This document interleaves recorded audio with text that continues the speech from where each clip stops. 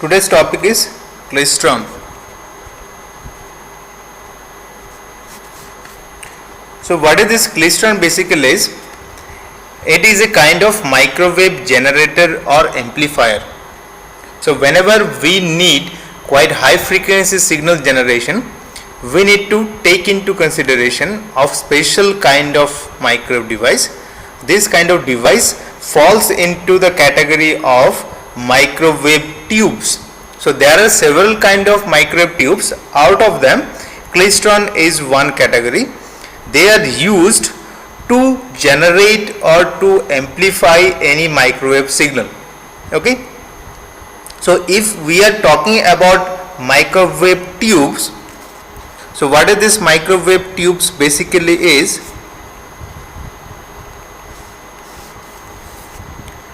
Their basic principle of operation is transfer of power from a source of DC voltage to a source of DC voltage by some means.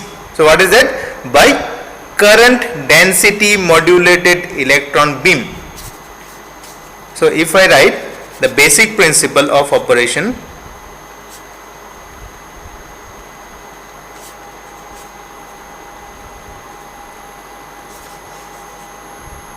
of the microwave tube involves transfer of power from a source of DC voltage to a source of another DC voltage by means of current density modulated electron beam. So we know what is this modulation is. So on the modulation, some characteristics of some parameter is changed with respect to another parameter. So when we have been talking about the communication, let us consider amplitude modulation. So message signal amplitude, that is responsible for changing the characteristics of the carrier signal. So envelope of the modulated beam is the message signal itself, right? So some parameter of some signal is changing with respect to another parameter of another signal. So here, if we have been talking about current density modulated electron beam, so the density of the signal which is carrying some current, it's get modulated or it's changed. So where from this current is coming? From some electron beam. So on this kind of tubes, some electron beam is passing, and that electron beam, the electron density on that beam is get modulated by some means. So what we are ultimately doing, we are transferring some power from a source to another source. So while we are been transferring, or we are at the starting point, some interaction is going on between some signal and this electron beam, and due to that interaction the modulation takes place, and at the another end that modulated beam will transfer the power, and that power will be act as a some parameter from which the microwave signal is get amplified, or you can say it is generated. So while we are talking about microwave signal, obviously we are thinking that the frequency is quite higher. So for that high frequency signal, this kind of devices are used to have the amplification in the signal. So how it is achieved? This current modulated electron beam, this is achieved by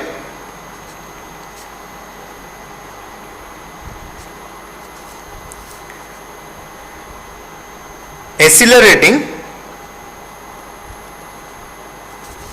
electrons in a static electric field and retarding them. First we are accelerating, then we are retarding, and retarding them in an AC field. First we are accelerating in the static electric field, then we are retarding them in the AC field. The density modulation of electron beam, density modulation means its density is changing or modulated with respect to some other parameter. The density modulation of the electron beam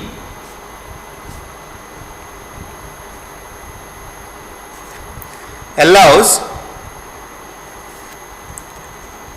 more electrons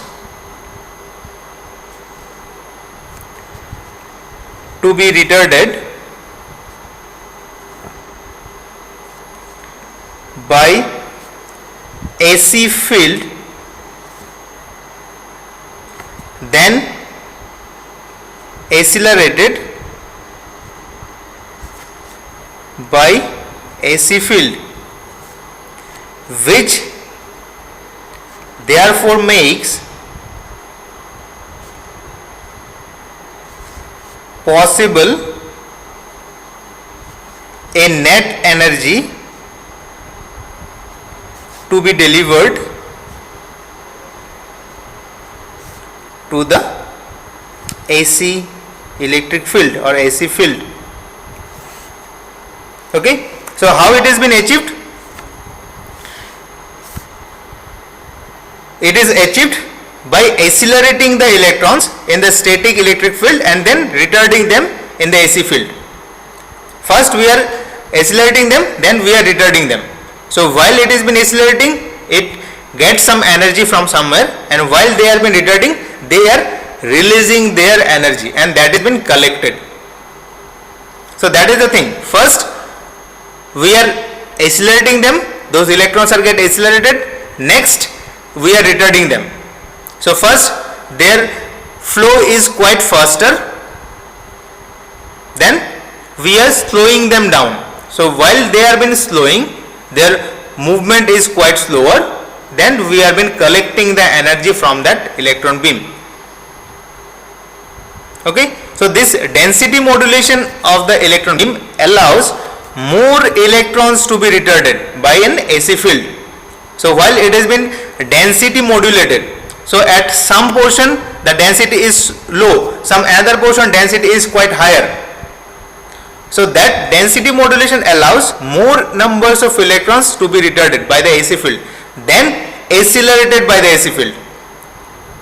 So how many numbers are retarded compared to the how many numbers are accelerated? The retarded number of electrons are quite higher.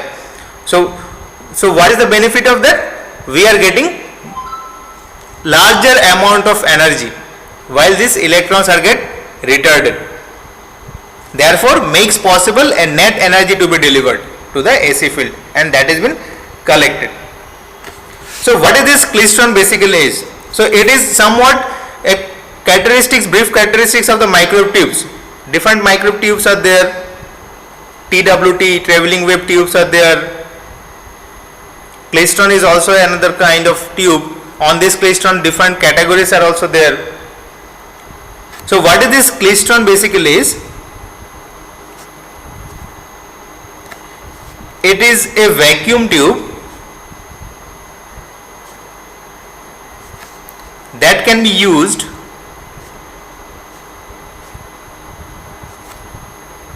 either as a generator or as a amplifier of power at microwave frequencies. Now there are different kinds of klystrons. One is two cavity klystron, another one is reflex klystron. So let us go with this two cavity klystron first and let us see how this klystron works. So I am just playing one video, just try to have a look on that video, you will get the idea, preliminary idea, then we will briefly describe how it has been functioning. So I am just playing one video to have a look on that. To generate and to amplify radio waves with very high frequencies, so-called microwaves, special tubes are required. For example, the klystron. So it is a klystron, practically available klystron structure.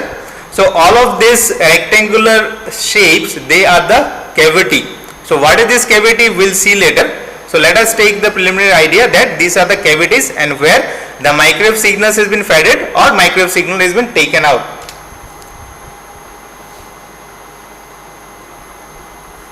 Consider a simple klystron amplifier.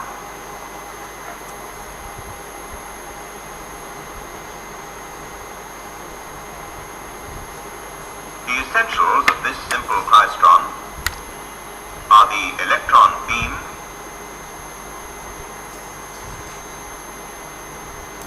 and two metal boxes known as cavity resonators. These are known as cavity resonator.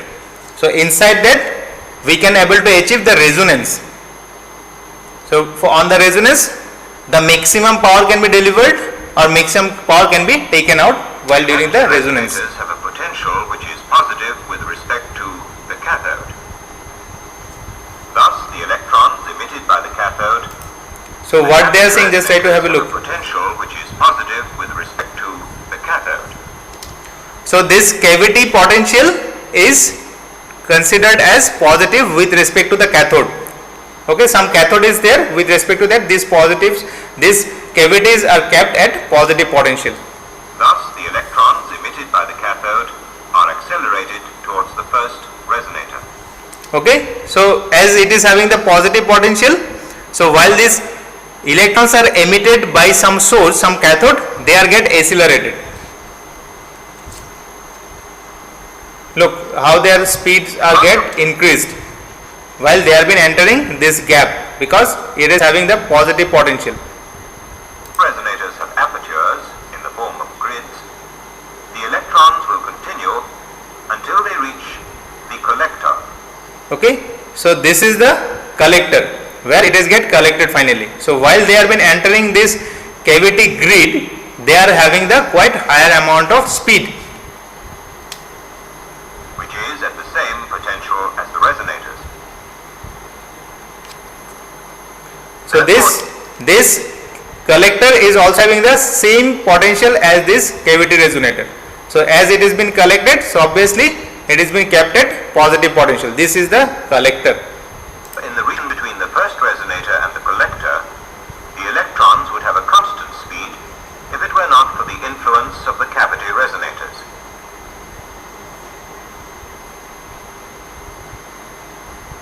In reality, the first cavity resonator is supplied with a weak high-frequency signal which Okay, so this first cavity is fed with a weak high frequency signal. So some sinusoidal input is being given, let us consider, but its amplitude level is quite lower.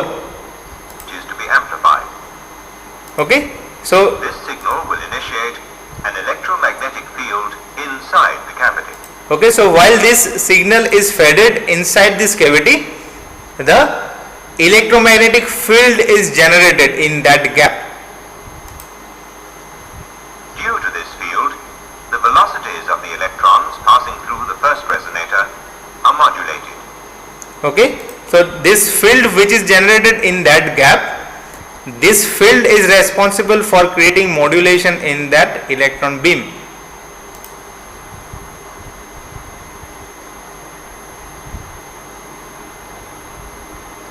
On arriving at the second resonator, the electrons will induce there another. Look, while they are being get modulated, so some electrons are been matches or catch some another electron who has been started their journey quite earlier. So let us consider these electrons are get retarded, but they have started their journey earlier, but these electrons are accelerated, but they have been started their journey late. So while they have been traveling this path, at some location they will form a bunch. So these are the bunch which are been available at the second cavity gap. So just try to understand, here the electron which are passing this cavity gap, earlier than these electrons is retarded. Its speed is quite lesser compared to these late electrons who are been entering right now, but at that time these electrons are been going out from the cavity, but these electrons are having quite higher amount of speed compared to these electrons. So while they are been coming, both of them are been coming out of this cavity gap, though their speed is less and their speed is high, so at a certain point on this cavity gap, in that length, they will catch with each other. So as a consequence, it will form a bunch, and this bunch will arrive at the gap of the second cavity resonator. Electromagnetic field of the same frequency. Look how these bunches are been arriving at the second cavity gap. This field is so strong that it is possible to extract a large signal from the second cavity.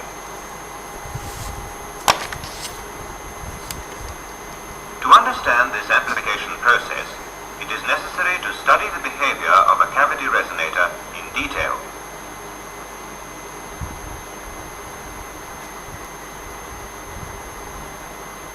There is a certain similarity between a cavity resonator. Look, this is a cavity, practically available cavity. So if we do the cross section on that, we can have that kind of shape, right? So this gap here, on this gap in the middle, the electron beams are being passing through. So on this gap, the electric field are being acted upon the electrons which are been going through this gap. Okay, so inside that our RF signal is been faded, and that RF signal is creating some electric field, electromagnetic field in that gap, and that gap, when the electron beams are been passing through this gap, they are been acted upon those electron beam. So as a whole, depending upon the polarity of the signal which is been given to this cavity, the electrons are either accelerated or decelerated. Okay, so on depending upon this acceleration and deceleration, the bunches are formed while they are arriving at the second cavity resonator. And a conventional resonant Look, this is the cross section of this cavity resonator. circuit. A simple resonant circuit consists of a capacitor. Okay, so let us consider this is a resonance circuit which is having certain capacitance effect as well as certain L. It is the L and this is the C. So we can have the resonance due to this L and C. And an inductive loop.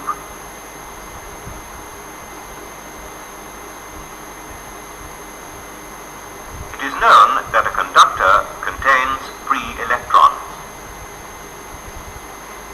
Charging the capacitor to obtain a voltage of this polarity means that many electrons are removed from the upper plate and an equal number of electrons are introduced into the lower plate. Right? So this is the normal action of a capacitor. So while it has been charging, electrons have been taken out and they have been coming to this plate because it has been kept at the negative potential. It has been kept at the positive potential. So electrons are get attracted. So obviously at this case they will be coming here because all of this is a closed loop. So some electrons which have been taken out, they are been start depositing at this plate. Thus, there are two charged layers. One layer has an excess of electrons and is therefore negatively charged. The other layer has a shortage of electrons, which reveals itself as a positive charge.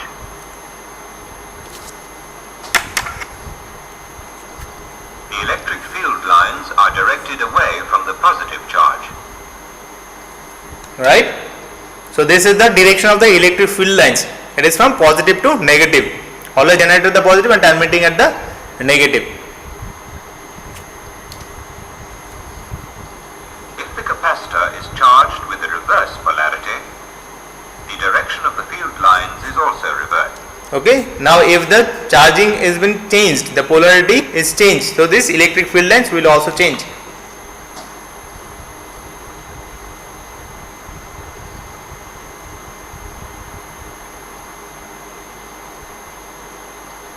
The displacement of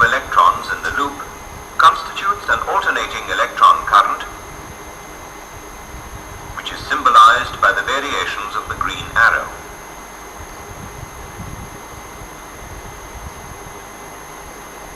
Right? Every time the polarity of this capacitor plate is changing, it resembles the same alternating current which has been flowing on that conducting loop. It has the same action of the alternating current is flowing on this closed loop, on this conducting loop. So one time, once it is in this direction, anti-clockwise, another time it is in the clockwise direction. So every time, depending upon the polarity is been changed on that capacitor plate, this conducting loop is also having the alternating current which has been flowing inside it.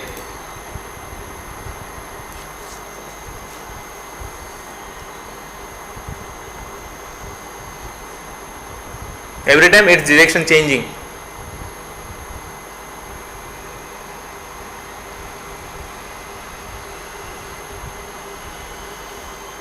The alternating current gives rise to an alternating magnetic field. The magnetic field of the loop is out of phase with the electric field of the capacitor. Right? So while this current is flowing on that conducting loop, it will generate, because this is the alternating current, so it will generate a magnetic field. But the phase of the electric field and magnetic field will be different, that is opposite. At the moment that the magnetic field is at maximum strength, the electric field is zero. Right? So the magnetic field, when it is having the maximum amplitude, there will be having the equal potential on both the plate. So as a whole, the electric field strength will be zero.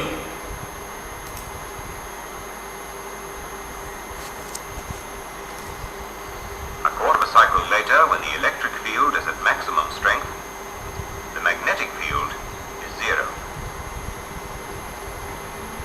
There are two similar situations in one cycle at which the fields have the reverse direction.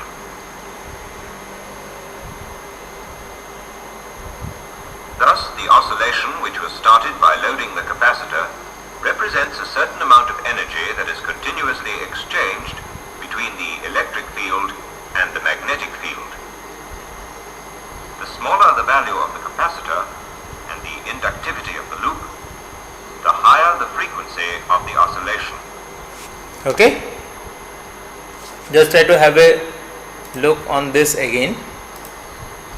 The smaller the value of the capacitor and the inductivity of the loop, the higher the frequency of the oscillation. Right? So what we know, the resonance frequency F is equals to 1 by twice by root LC. So the amount of this LNC, if it is quite less, then we can have the higher amount of resonating frequency. So that is what it is also resembling here, the same thing. If the capacitor is also smaller in size, as well as this conducting loop is also smaller in length, then we can have quite higher amount of frequency being achieved from this resonating circuit. Right? So 1 by twice by root LC. So if LNC are quite small, then we can have higher frequency of resonance. Or the resonant frequency. With this simple circuit, a rather high frequency can be obtained because the inductance of a single loop is very small. To obtain higher frequencies still, the inductance can be further reduced by placing two or more loops in parallel. Right? So to achieve even greater than this frequency for a single loop, if the resonant frequency we want even more, then we can place so many conducting loop in parallel.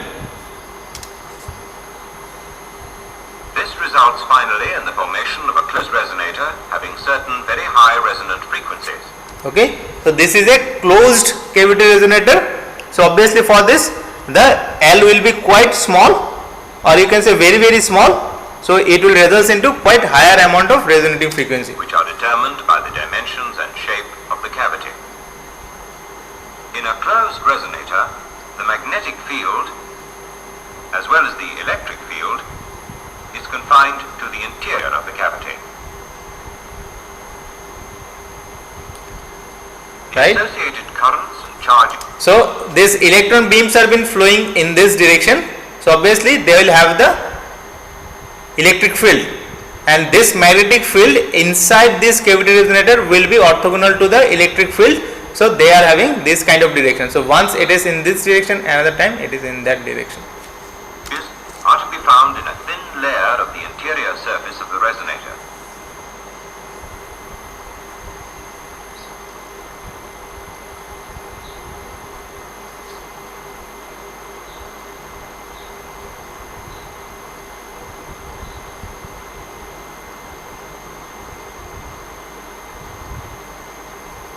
The first resonator of the klystron is excited by the external signal which is to be amplified.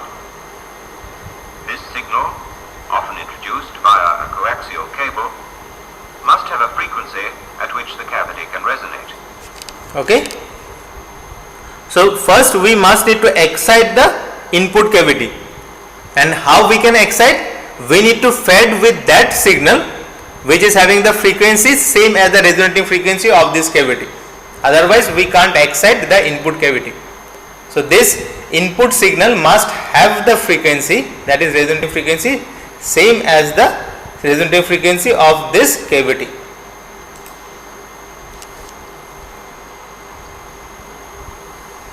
The current in the coaxial cable sets up a magnetic field, which in turn brings the resonator into operation.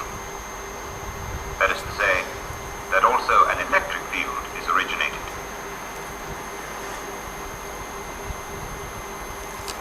So whatever the current is flowing on this coaxial cable, that results into a magnetic field inside the cavity, inside this cavity resonator.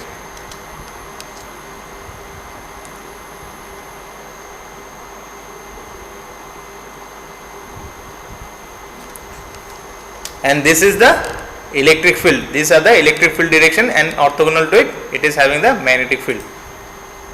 It is sufficient to consider only the electric field in order to understand the modulation of the electron beam entering this first cavity resonator. Right? So while these electrons have been entering, this electric field is acting upon those electrons. Okay?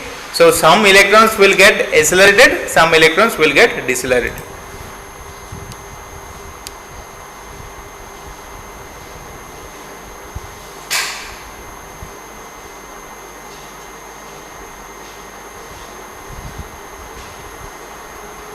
The electric field lines indicate the direction of the force acting on a positive charge. The electrons, being negatively charged particles, will therefore be accelerated if they move against the direction of the electric field. Right? So this electric field line is from positive to negative. Right? So for this direction, this is the force which is acting upon the electrons. So if this is the direction, the electrons are get accelerated. From positive to negative, it is directing from positive to negative. So this is also the direction of the force which is acting upon these electrons. So as a consequence, these electrons are get accelerated.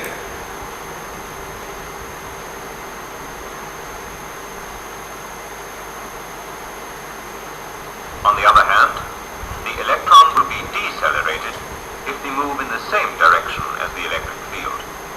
Right? So if they are having the same direction of electron flow, then they will get decelerated.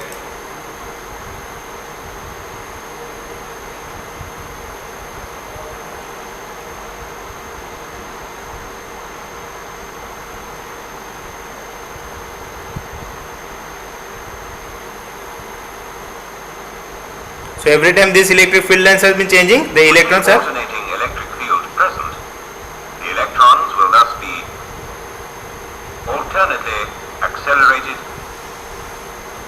and decelerated. okay. So as the electric field lines are been changing continuously, the electrons are also accelerated and decelerated. Consequently, they will enter the field-free space between the two resonators at varying speeds. Okay. So after get accelerated and decelerated, they are entering this field free space with different speed. Some accelerated electrons will has the increased amount of speed, the retarded electrons will has the decreased amount of speed. So all of these electrons are been entering this field free region at varying speed. In this space, known as the drift space, the fast electrons will overtake the slow ones and bunches will be formed. Right? So faster electrons will catch or overtake the slower electrons, and as a consequence they will form the bunch. The second resonator is located in the position where the bunches contain the greatest number of electrons. Right? So that is the main designing part. So where this second resonator should be kept? The second resonator should be kept at a distance where the maximum amount of electrons present in a bunch. So the designer must need to take into consideration while designing this kind of device that the electron bunch will reach at the second cavity resonator when that bunches is having increased amount of or higher amount of electrons.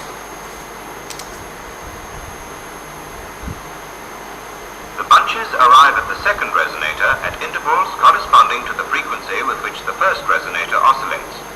Right? So these bunches are also reaching at the same interval at how or at which the electrons are accelerated or decelerated in the first cavity. As both cavities are made identical, these intervals also correspond to a resonant frequency of the second cavity. Okay?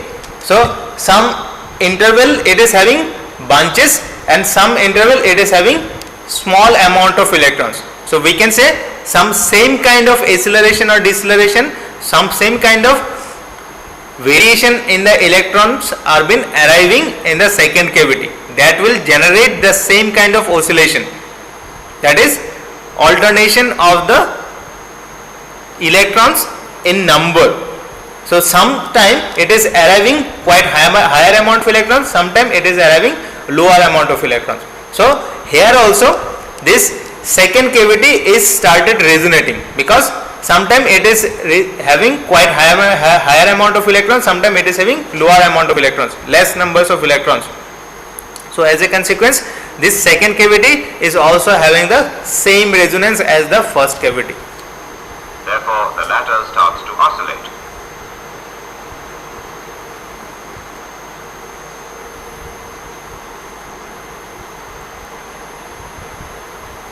Due to this flow of the electrons, the second cavity is also started oscillating.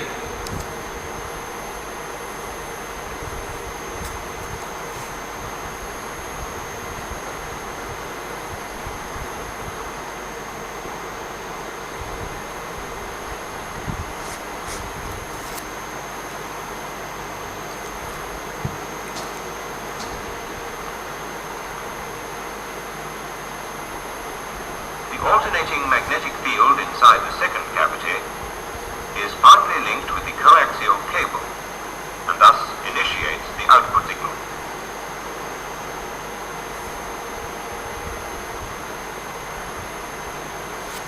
Understand? So this varying numbers of electrons while they are been reaching the second cavity, the alternation is been started, the variation is results into some electric field been generated which is time varying in nature or alternating in nature. That electric field consequently results into magnetic field, and that magnetic field will produce some current in the coaxial cable.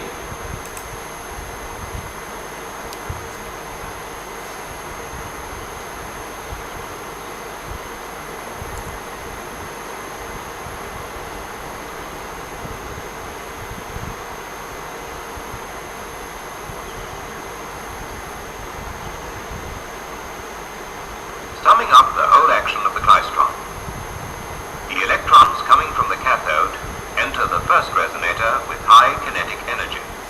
This first resonator is set into oscillation by the input signal so that the beam is modulated and bunches are formed in the drift space. These bunches in turn set up an electromagnetic field of the same frequency in the second resonator. Okay, So this bunches of electrons produces the resonance in the second cavity.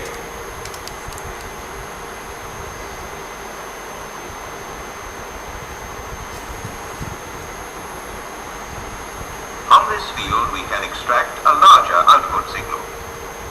So now as the bunches of electrons are been reaching the second cavity, so we can have the higher amount of amplitude or amplified amount of signal is been received or collected out from the second cavity. We must now consider why the output signal is larger than the input signal.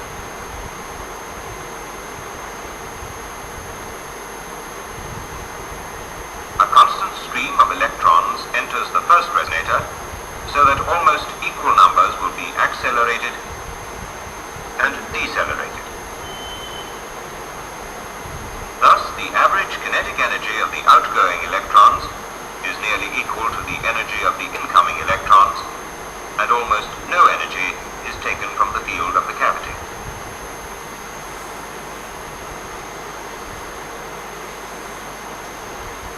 At the second resonator, however, the majority of the electrons are in bunches, and these are decelerated. Right? They are in the same direction of the electric field, so they get decelerated. These bunches in the second cavity. Two electrons are accelerated.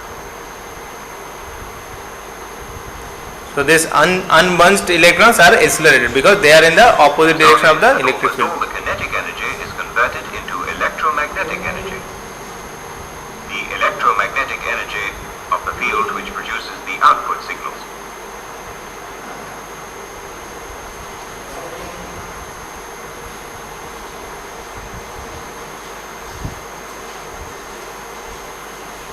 Amplification of such a two-cavity klystron is too low, then multi-cavity klystrons may be used. Okay. So if the amplification is quite lower due to this two cavity only, we can use multi-cavity klystron as well.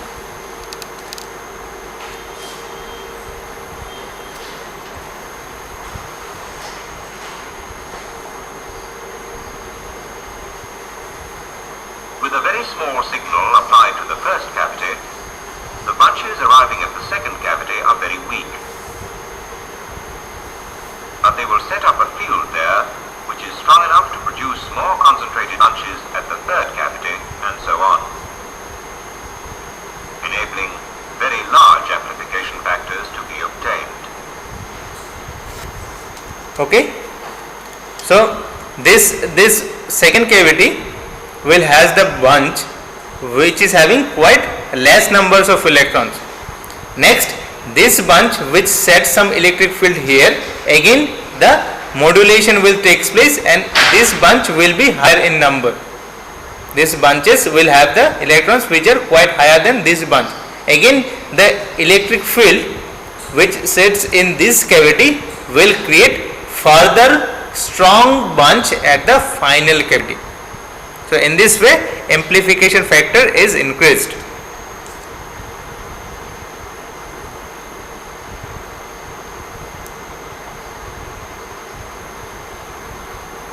So this is a practically used klystron.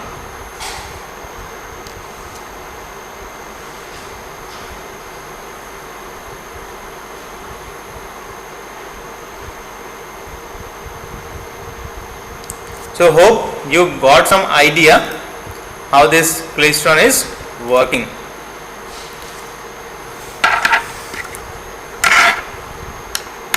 Understand? So what we need? We need an electron beam to be flow inside a cavity, and on that cavity current modulation or velocity modulation will take place, will create some bunch. So that bunch will have increased numbers of electrons, and how this bunches is formed? Due to the acceleration and deceleration of the electrons. So some electrons will get accelerated if the electric field on that cavity gap in the opposite direction, and the electrons will get decelerated if the electric field direction is in the same direction. So this accelerated electrons will make with this retarded or decelerated electrons in the drift space, that is the space between the two cavity. So as a consequence they will form the bunch, and while they have been forming the bunch, the same kind of resonance is occurred in the second cavity due to varying amount of electrons are reaching the cavity gap, and that bunches will again get retarded, and that retarded bunch will create the magnetic field, and that magnetic field will create the current in the output cavity, that is in the coaxial cable which is been connected with the output cavity. So as a consequence the increased amount of amplitude or the amplified output is taken out from the output cavity.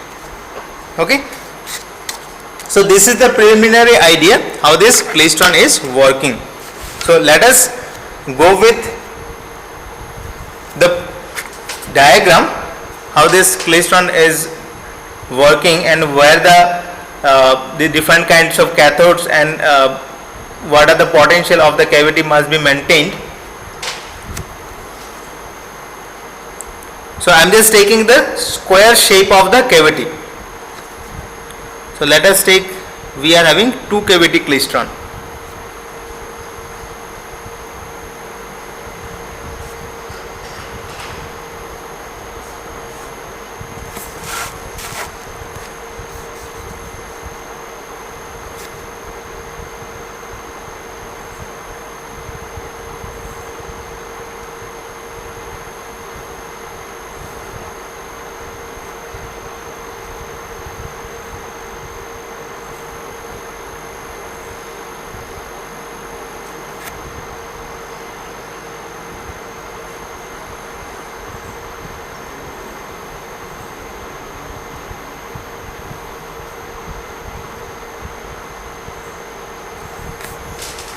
They should be identical shape, though the drawing is not that much good.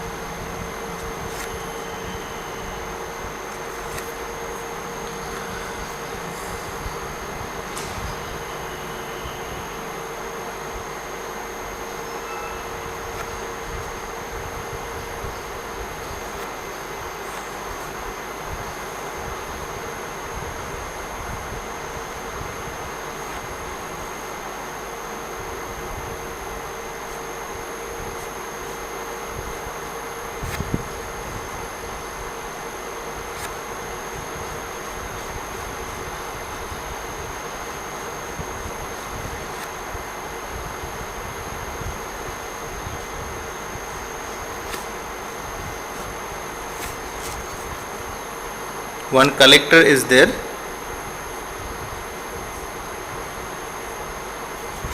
which is kept at positive potential to collect all the electrons, but these cavities are also at the positive potential. So there are some anode with which it has been connected with the positive potential. This is your RF in, this is your RF out. Okay, this is the cathode from which the electrons are being emitted, so it will be kept at the negative potential, and this is the collector, so that should be connected with the positive potential. Okay, so let us give, this is V0, this is your Vg. 1 minute.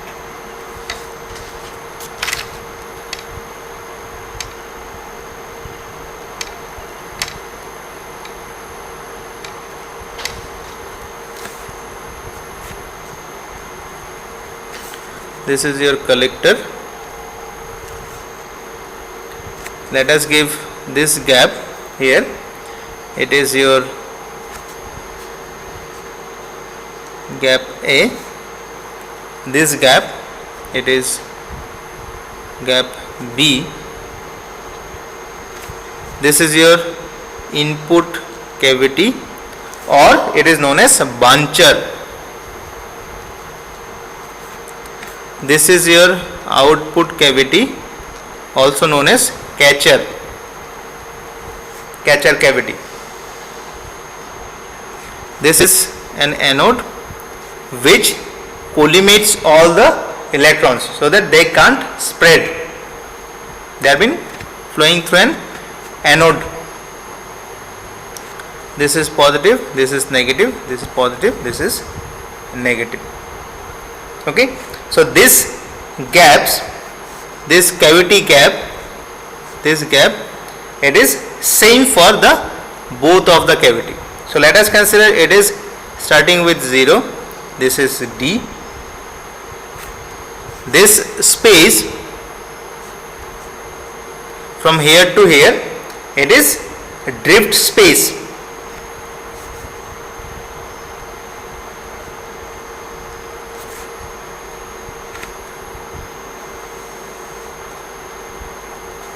So this drift length is L. So this is supposed to be this one, L plus D. This is also the D. So it will be L plus twice D. So let us consider it is starting its journey at T0, coming out at T1, it is entering at T2, coming out at T3. Okay, so this is the schematic diagram of two cavity Klystron amplifier.